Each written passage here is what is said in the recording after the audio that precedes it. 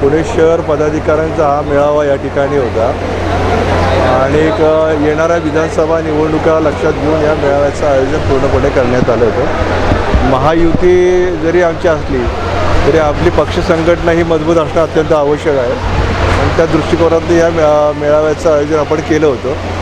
आदरणीय अजितदादा, आदरणीय मुख्यमंत्री, आदरणीय उपमुख्यमंत्री देवेंद्रजी फडणवीस यांनी या महाराष्ट्राकरता ज्या काही योजना राबवलेल्या आहेत या योजना सर्वसामान्य माणसापर्यंत पोहोचल्या पाहिजेत, महिला भगिनीपर्यंत पोहोचल्या पाहिजेत, विद्यार्थ्यांपर्यंत पोहोचल्या पाहिजेत आणि युवकांपर्यंत देखील पोहोचल्या पाहिजेत आणि हेच या कार्यक्रमाचं मुख्य उद्दिष्ट या ठिकाणी होतं। संघटनात्मक काम करत असताना याद्यांवरती पण काम आपण करायला पाहिजे। सर्वसामान्य माणसाला पक्षाची भूमिका योग्य रीतीने समजावून सांगण्याचा प्रयत्न हा आपला असला पाहिजे। कार्यकर्ते संघटित राहिले पाहिजे कारण की नवीन प्रवेश देखील आम्ही जवळजवळ 100 लोकांना या ठिकाणी आजच्या दिवसाच्या निमित्तानं दिले।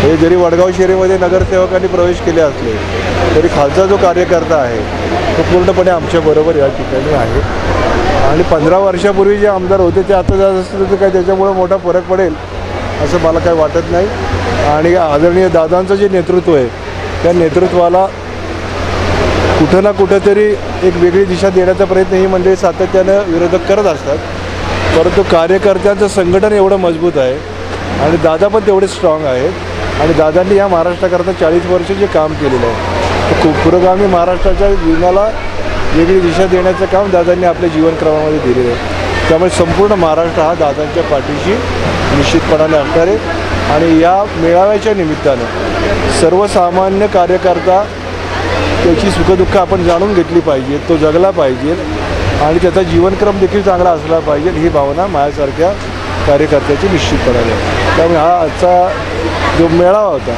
मला असं सांगावं असं वाटतं की साधारण 1500 लोकांची आमची कार्यकारिणी पुणे शहरामध्ये आहे।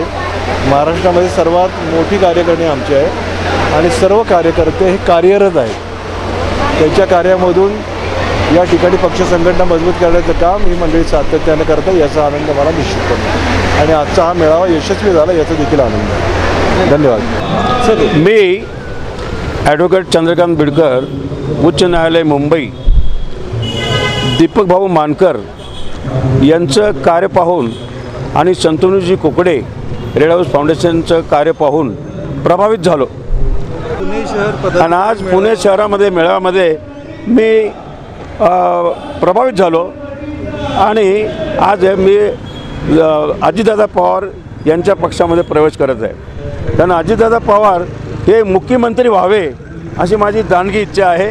त्याचप्रमाणे दीपकभाऊ मानकरसुद्धा कोथरूड मतदारसंघामधून त्यांना थम्पिंग मेजॉरिटी निवडून आणावं अशी माझी तळमळीची कळकळी इच्छा आहे आणि त्यासाठी 35,000 एफडी धारक त्यांच्या पाठीशी उभे राहतील एवढी मी ग्वाही देतो आणि माझे 2 शब्द संपवतो।